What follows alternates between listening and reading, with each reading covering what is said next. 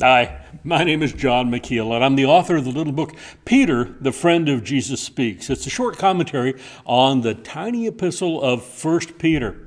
And put your thinking caps on, because today we're jumping into the most difficult passage in the entire book as we look at 1 Peter chapter 3, beginning in verse 18. For Christ also suffered once for sins, the righteous for the unrighteous, that he might bring us to God, being put to death in the flesh, but made alive in the Spirit, in which he went and proclaimed to the spirits in prison, because they formerly did not obey, when God's patience waited in the days of Noah, while the ark was being prepared, in which a few, that is, 8 persons, were brought safely through water. Baptism, which corresponds to this, now saves you, not as a removal of dirt from the body, but as an appeal to God for a good conscience, through the resurrection of Jesus Christ, who has gone into heaven and is at the right hand of God, with angels, authorities, and powers having been subjected to him. 1 Peter chapter 3, verses 18 through 22. Now, here is a passage that has been badly abused. The old Apostles' Creed reads, Christ was crucified, dead, and buried. He descended into hell. The third day he rose again from the dead.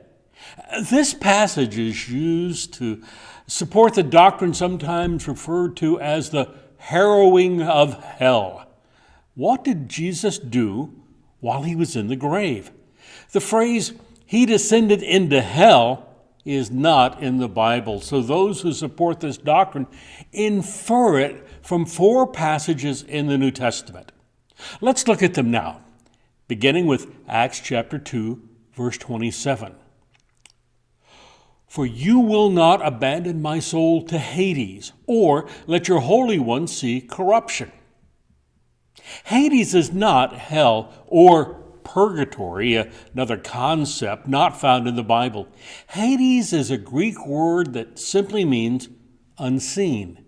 The point of this passage isn't Jesus descended into hell.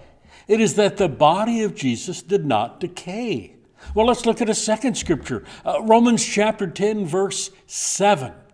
Quote, but the righteousness based on faith says, do not say in your heart, who will ascend into heaven, that is, to bring Christ down, or who will descend into the abyss, that is, to bring Christ up from the dead. Romans chapter 10, verses 6 and 7. The abyss is also a Greek word meaning the pit. This is just a rhetorical question implying Christ is near. A third passage of Scripture, Ephesians chapter 4, verses 8 and 9. Therefore it says, when he ascended on high, he led a host of captives, and he gave gifts to men. In saying he ascended, what does it mean but that he had also descended into the lower regions, the earth? He who descended is the one who also ascended far above all the heavens, that he might fill all things. The controversy depends on making the phrase, the lower regions, refer to hell. But as the English Standard Version and most English Bibles show, the phrase lower regions refers to the earth, not hell. That brings us back to Peter's letter, 1 Peter chapter 3, verses 18 and 19. Being put to death in the flesh, but made alive in the Spirit, in which he went and proclaimed to the spirits in prison, because they formerly did not obey, when God's patience waited in the days of Noah while the ark was being prepared. 1 Peter 3, verses 18 through 20. So let's ask some questions of the text. When did Jesus preach? Answer, in the days of Noah, while the ark was being prepared. Question, who did Jesus preach to? Answer, the spirits in prison. Yes, but who are they?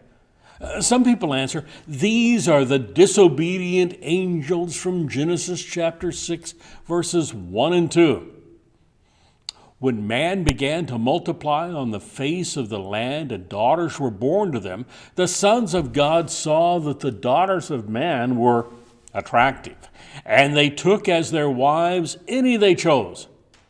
To say the sons of God were disobedient angels is a huge assumption. A more natural reading in the context would equate the sons of God with the godly descendants of Seth, and the daughters of man were the descendants of Cain. Other people say the spirits in prison were all those who died before Christ. But that's not what Peter says. The audience was from, quote, the days of Noah while the ark was being prepared, end quote. The best interpretation of this passage makes Noah the voice of Jesus preaching while the ark was being constructed. It's best not to read speculations into the text. Boy, take a deep breath. That was a heavy subject. Let's take our thinking caps off now and think about what it means to share the gospel. It was shared in the days of Noah, but it was to no avail. The people didn't believe. It's being shared today. Are you sharing the gospel? Are you listening to the gospel? Have a great week, everybody. We'll see you in our very next lesson.